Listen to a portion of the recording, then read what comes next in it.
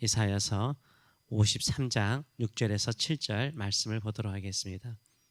오늘 이 말씀을 가지고 고집센 사람, 순종하는 사람, 고집센 사람, 순종하는 사람이라는 제목으로 같이 은혜를 나누기로 합니다.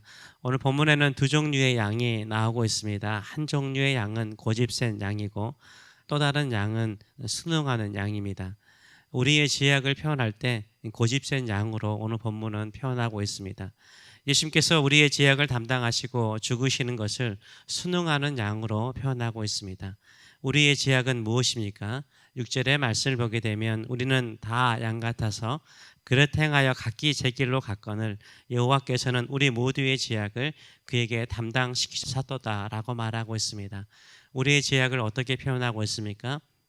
다 양 같아서 그릇 행하여 각기 제 길로 가는 것을 큰 지약으로 말하고 있습니다. 바른 길을 벗어나서 우리 각자가 자기 고집대로 자기 길을 가고자 하는 것, 이게 죄악입니다. 그릇 행한다는 말은 하나님께서 정하신 길이 있는데 그 길을 벗어나는 것을 말합니다. 하나님의 뜻이나 하나님의 목적을 벗어나서 내가 생각할 때 이것이 옳다, 내 고집대로 내가 하고 싶은 대로 나아가는 것이 죄악인 것입니다. 광야에서 이스라엘 백성들이 하나님께 큰 범죄를 지었습니다. 이 범죄한 이스라엘 백성들을 향하여서 목이 곧은 백성이라고 표현합니다. 고집이 세다라는 의미를 가지고 있습니다. 우리 죄악의 본질은 무엇입니까? 자기 고집대로 산다는 것입니다. 하나님께서 정하시고 하나님께서 명령하신 말씀보다 자기 뜻대로 자기 눈에 보기에 좋은 대로 가고자 하는 것, 고집스럽게 그렇게 행동하는 죄악이 하나님께서 싫어하는 죄악입니다. 인간의 고집은 소고집보다 세다는 말이 있습니다.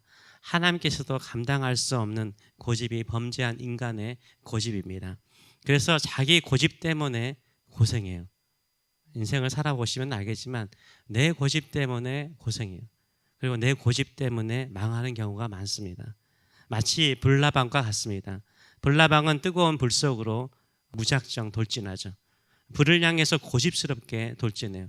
죽는 것 뻔히 알면서도 돌진합니다. 사람이 왜 망합니까? 자기 고집대로 망할 때가 많습니다. 우리는 고집이 없는지요?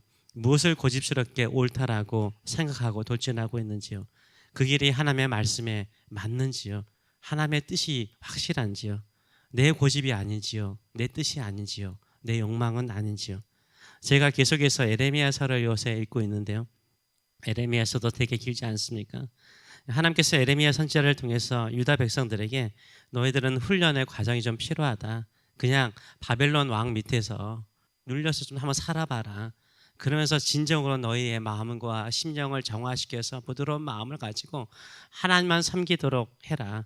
그래서 바벨론에게 항복하고 혹시나 또 포로로 끌려가더라도 내가 다시 돌아오게 할 것이라고 약속을 하세요.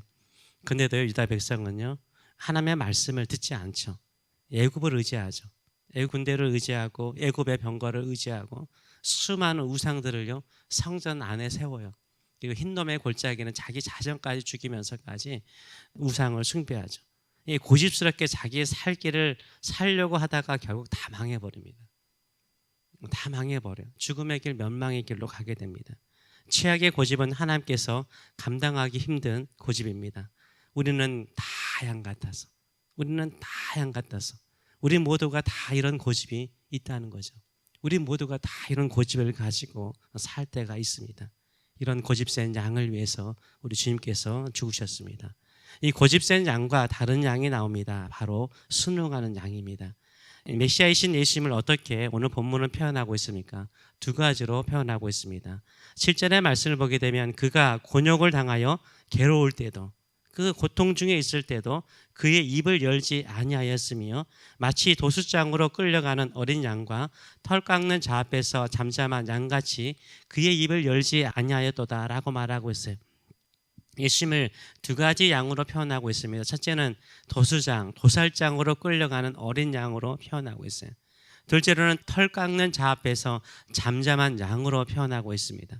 도살장에 끌려가는 양은 뭘 잃죠? 생명을 잃죠. 생명을 잃어요.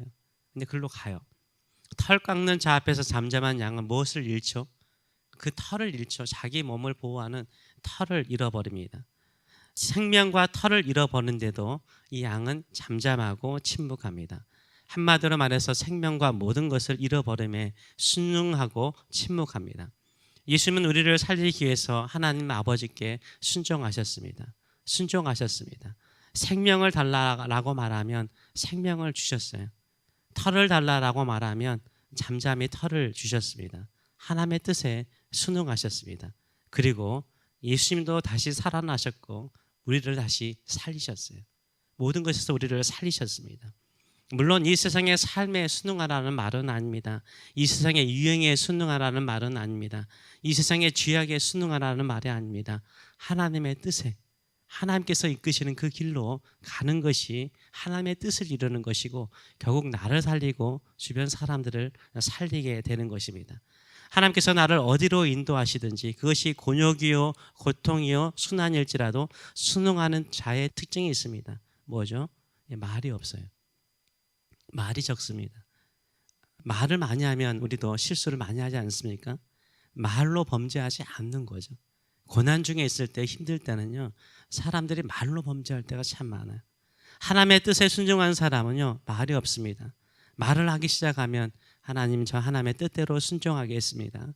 여기에서 하나님의 뜻을 알게 하셔서 이 질병과 고통 속에서 이 어려움 중에서 하나님의 뜻이 무엇인지 발견하고 그 뜻을 이루는 인생 되게 하셔서 이러기보다는요, 말을 하기 시작하면요, 왜 나에게 이런 아픔을, 어렵네요, 힘드네요, 왜 나만 이렇게 희생하고 순응하며 살아야 됩니까? 손해보며 살아야 됩니까? 이렇게 원망과 불평이 입에서 나오게 돼요. 그런데요, 순종하는 사람은요, 말을 적게 해요. 말을 적게 해요.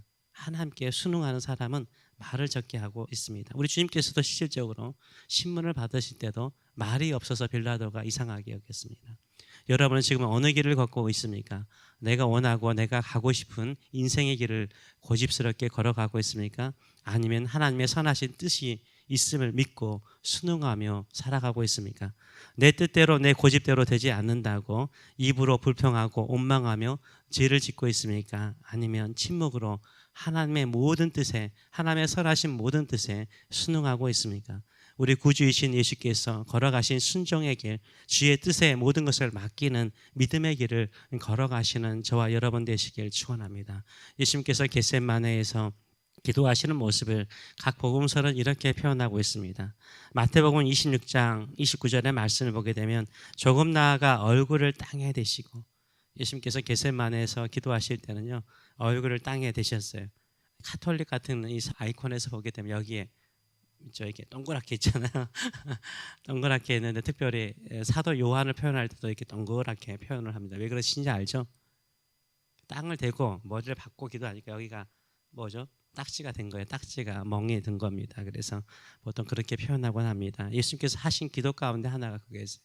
머리를 땅에 대시고 엎드려 기도하여 이르시되 내 아버지여, 내 아버지여. 다른 아버지도 아니죠. 아버지는 자녀를 사랑하잖아요. 내 아버지여, 사랑의 마음을 표현한 겁니다. 내 아버지여, 만일 할 만하시거든 이 잔을 내게서 지나가게 하옵소서. 그러나 내 원대로 마시옵고 아버지의 원대로 하옵소서. 아버지의 원대로 하라 해달라고 순응하고 있습니다. 누가복음 22장 42절의 말씀을 보게 되면 이르시되 아버지여, 만일 아버지의 뜻이거든, 아버지의 뜻을 구하죠. 뜻이거든 이 잔을 내게서 옮기시옵소서. 그러나 내 원대로 마시옵고 아버지의 원대로 되기를 원하나이다 라고 기도하고 있습니다. 마가복음 14장 36절은 아주 친근하게 표현하죠. 고통이잖아요. 얼마나 힘들어요. 이때 이렇게 예수님께서 기도하셨습니다. 아빠, 아버지요. 참 멋있지 않아요? 힘들 때 아빠라고 부르잖아요. 우리는 우리 세상적인 아버지를 생각할 때 좀 사이가 안 좋으면 부르기 쉽지 않지만 하나님 아버지를 향해서 예수님은 아빠, 아버지요. 아빠, 아버지요. 아버지께는 모든 것이 가능하오니, 아버지께는 모든 것이 가능하오니 이 잔을 내게서 옮기시옵소서. 그러나 나의 원대로 마옵시고 아버지의 원대로 하옵소서. 예수님께서 순응하는 양으로서 어떻게 하십니까? 아빠, 아버지요. 아버지는 모든 것이 다 가능합니다. 내 뜻대로 이루지 마시고 아버지의 뜻대로 이루셔서 이렇게 순종하며 나가십니다.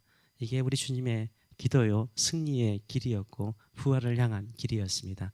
우리도 이 믿음의 길을 걸어가시는 저와 여러분 되시길 축원합니다. 기도하겠습니다. 살아계신 하나님, 오늘도 아빠 아버지께 나갑니다. 자녀에게 가장 좋은 것을 주기를 기뻐하시는 아버지, 최고의 축복, 최고의 능력을 아빠에게서 받는 것인 줄 믿습니다. 근데 우리의 눈에 보기에는 이것이 좋아 보이고 저것이 좋아 보이고 이제 고집스럽게 그것을 향하여 나갈 때가 있습니다. 그러나 보이지 않는 더 아름답고 더 위대하고 더 거룩한 뜻이 하나님께 있사오니, 아버지께 있사오니 오늘도 아빠 아버지라고 부르며 내 뜻이 아니라 아버지의 원대로 이루어지는 우리의 삶, 우리의 자녀의 삶, 우리 교회가 될 수 있도록 축복하여 주시옵소서. 감사드리며 예수님의 이름으로 기도하옵나이다. 아멘.